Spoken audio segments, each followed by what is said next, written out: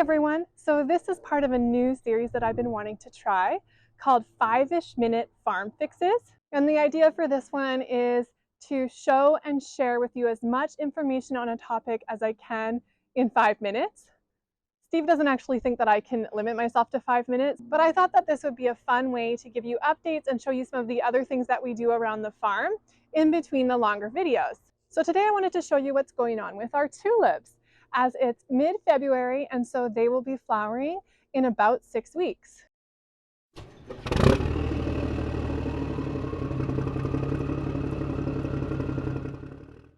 So we are growing our tulips in crates again this year, as you can see here. So the reason for this is that we grow our tulips as annuals. We don't reuse the bulbs. So when we go to harvest, we actually pull the bulb up with the flower, and then that bulb ends up in the compost. And so because we're pulling the bulb with the flower, growing in crates like this makes that a lot easier. So these tulips are planted on about 3 inches of peat moss, and then they're covered with sand to weigh them down. If you want to see exactly how we do that and hear some of our thoughts on the pros and cons of growing in crates versus out in the field, check out our video from this past fall. Now, as you can see, we have a smaller amount of tulips this year.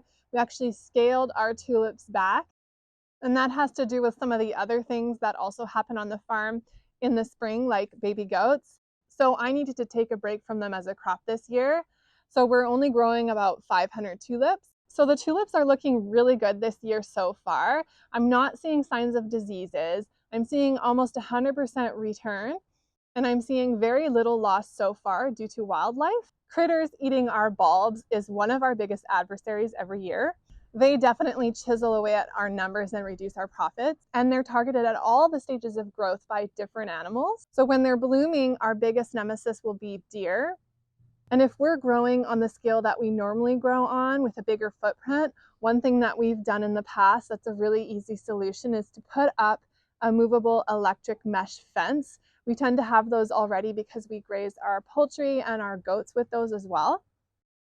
And then before they're blooming, when they're at this sort of stage, we're looking at other animals like raccoons and rats and mice that'll love to come in and nibble on those delicious fresh green tips. And then there's the bulb itself. So that's where we're looking at animals that burrow from underneath like voles, as well as animals that dig in like mice, and rats will even eat the bulbs, and squirrels will dig my bulbs up and take them away. And that's where you're seeing this lovely paneling that I've thrown on top. It's super heavy. The gauge is small enough that most things aren't getting in.